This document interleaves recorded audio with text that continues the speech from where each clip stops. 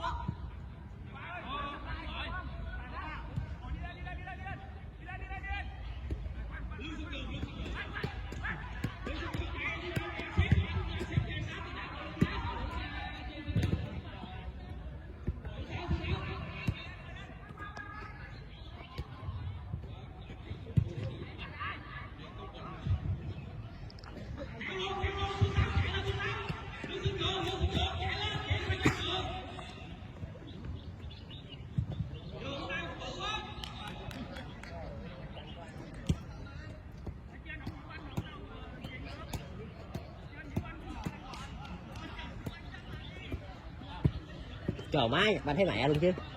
Nhật Banh thấy mẹ luôn.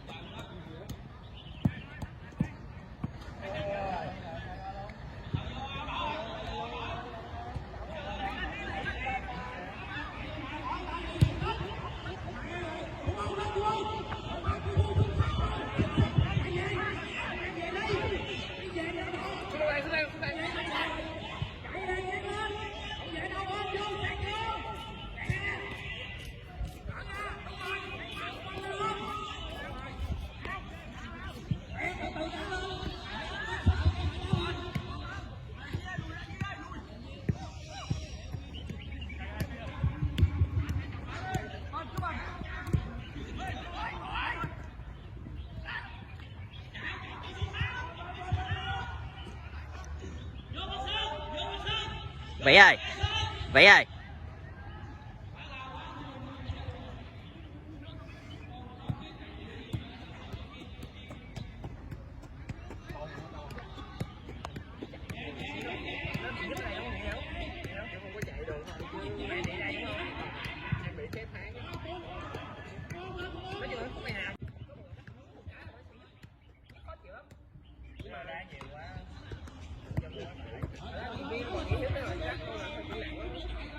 Nhưng mà anh nghĩ con lâu này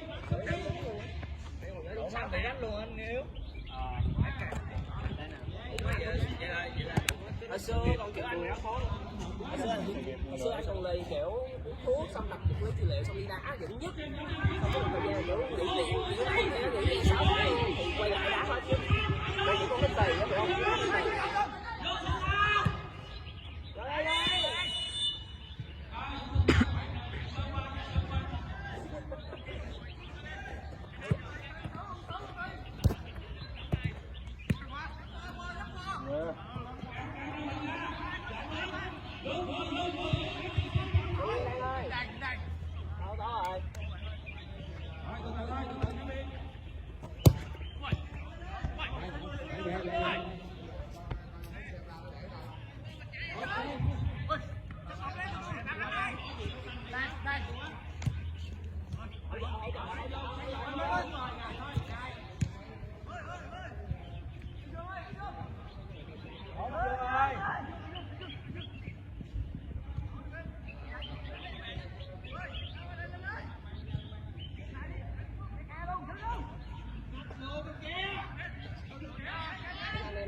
Lớn vẫn chưa kiểu liền mạch như đá sân 5 ha.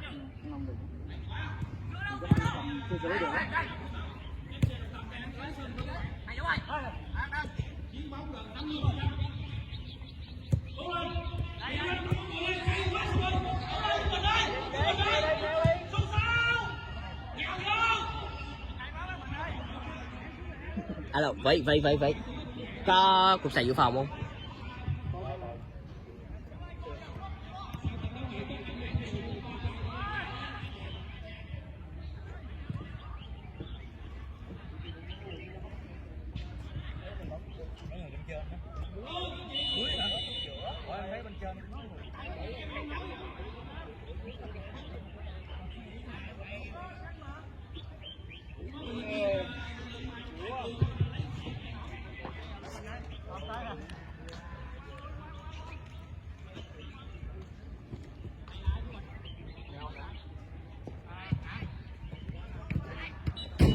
Đừng rút em, đừng rút à.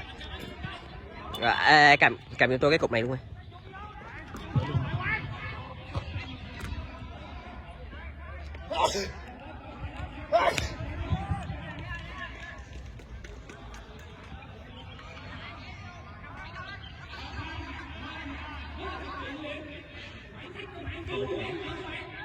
Bạn ơi, bạn ơi.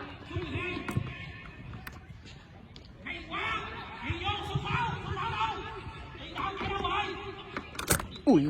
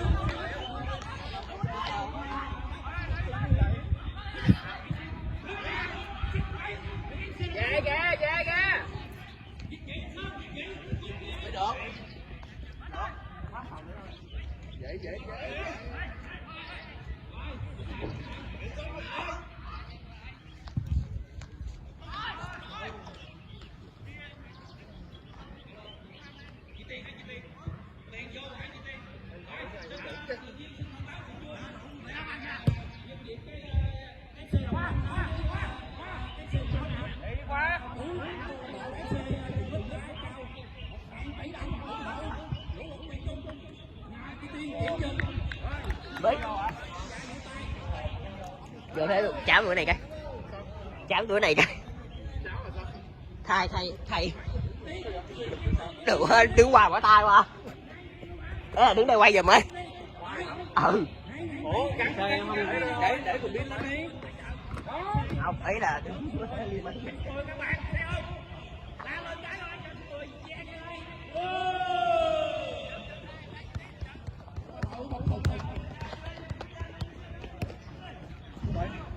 Ủa giờ nếu như mà có người vô bên phải anh này có sập thấy đau không? Chắc đau á. Đau hả? Nó nhiều quá. Nếu mà vô Nhưng mà ý là anh tập mạnh hết sức chưa? Không vô anh chưa. Cái này tập ít lắm.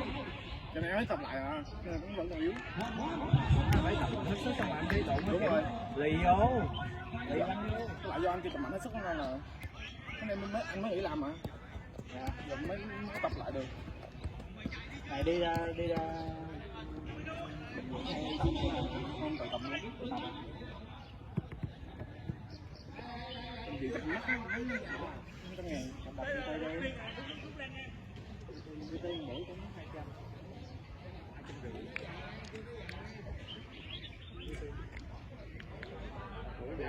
Trên mạng nó cũng có nhiều bài nữa. nó không bằng đi tay ra. Đây người ta hiểu mình nó lên chế độ ra luôn á. 50 tuổi nó chế độ mình. Đúng rồi. Thì anh đăng ký gì đăng ký bao nhiêu tuổi? Tuổi 250 thì có khi nó còn giảm giá trong nữa. 6 triệu hả? 6 triệu. 6 triệu tháng. Ê, hai má góc bé quay.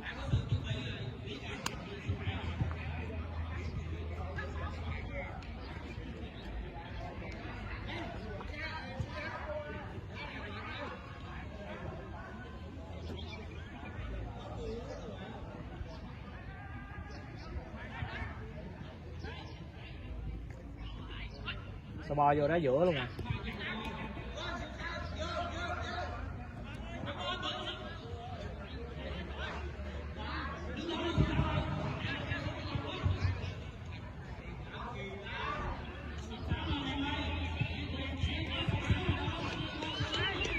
Live stream hả? Hay quay?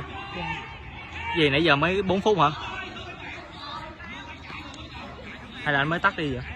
Hỏi Ủa anh Tuấn? Nãy giờ quay mấy phút rồi sao mới thấy trên hình có 4 phút vậy? Chắc ngay vừa rồi. Gì vậy? Không phải trả lời quá thì tắt rồi.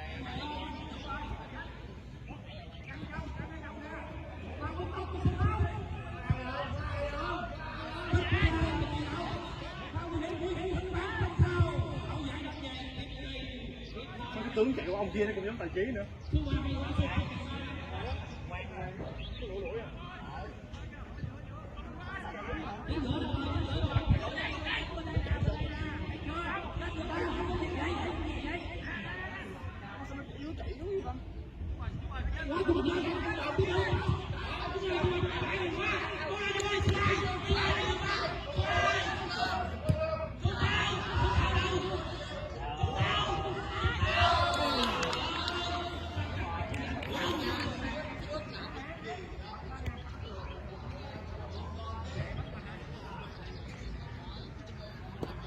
vậy đứng quay vậy.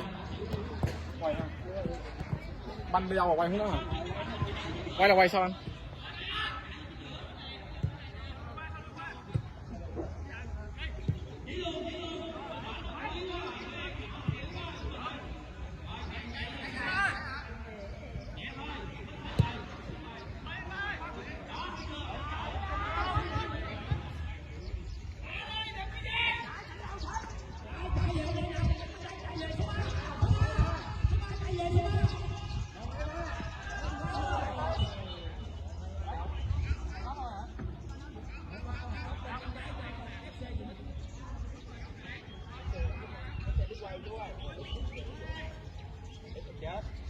Này đã hay hơn rồi.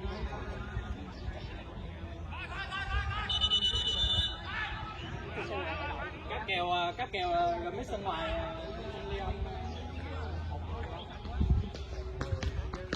Thấy là nó đá không bờ thôi nhưng mà nó thủ là tốt như cái kia này.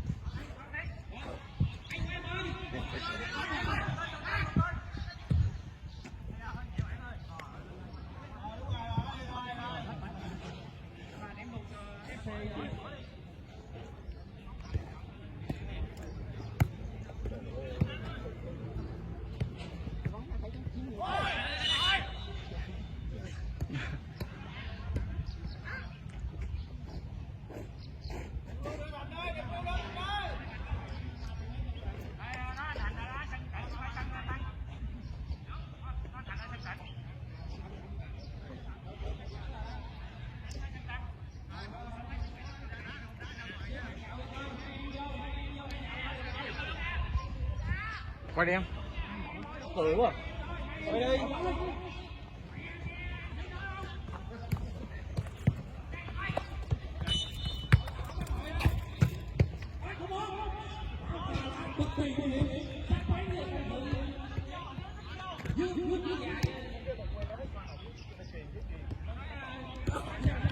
Tại anh đã yếu.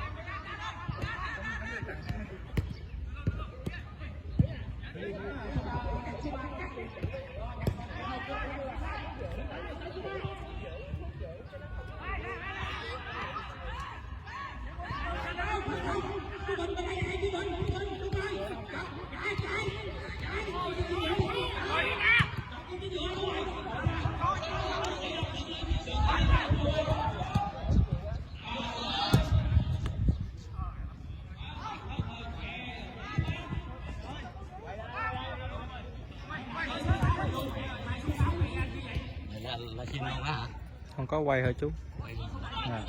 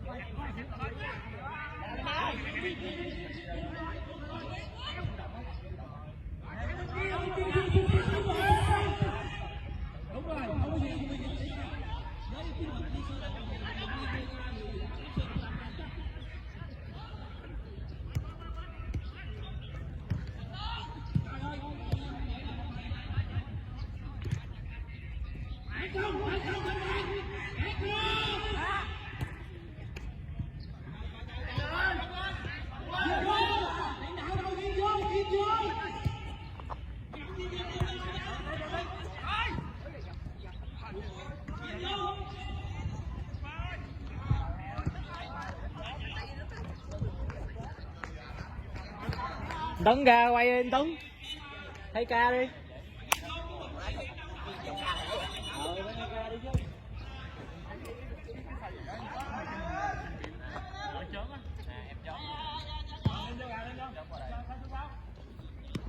Hay làm vậy ha.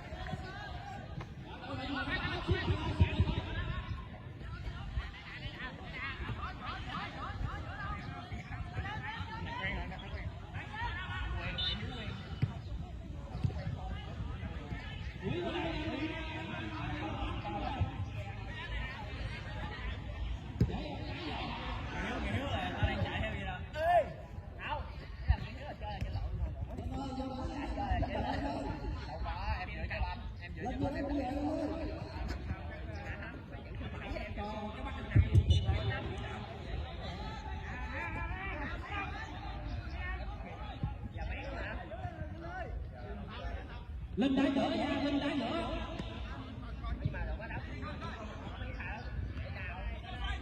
Rồi đúng rồi, đánh rồi. Hay quá. Xét luôn, đeo luôn, đúng rồi. Chắc mạnh vô ơi.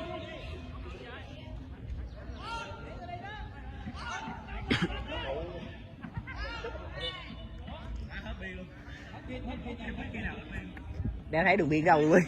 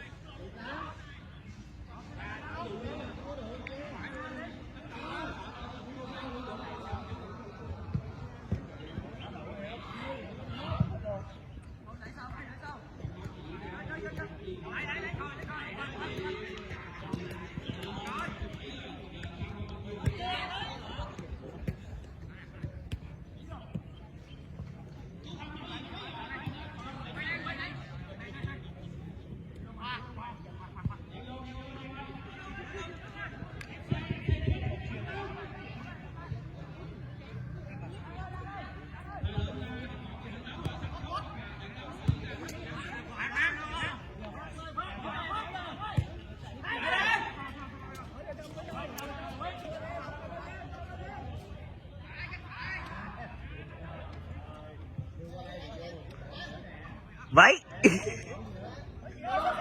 gì vậy?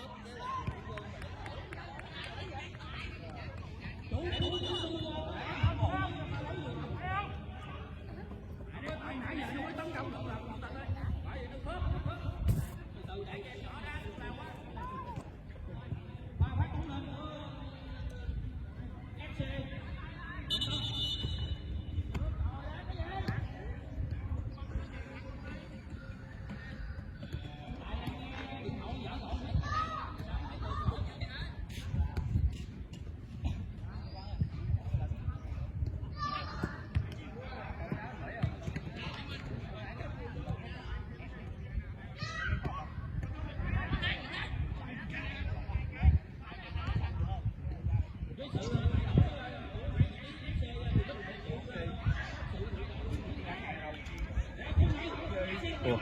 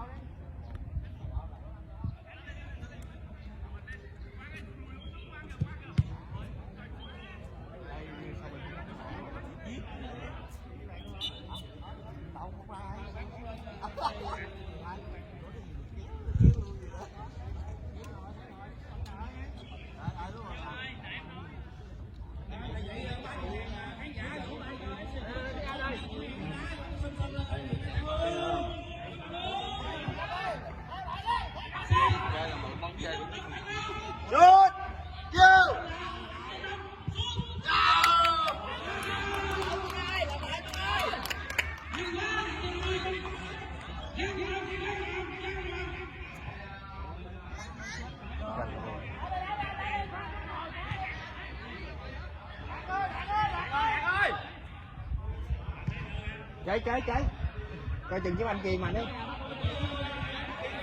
Cái banh để tao anh không? Coi.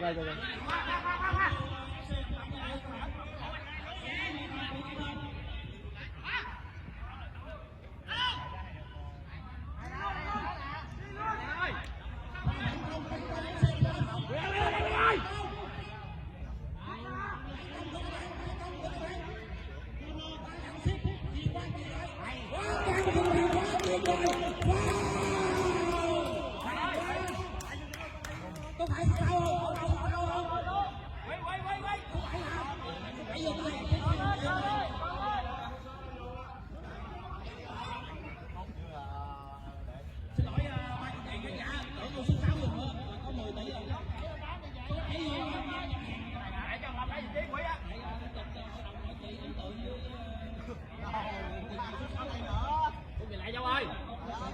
Rút về lại kìa.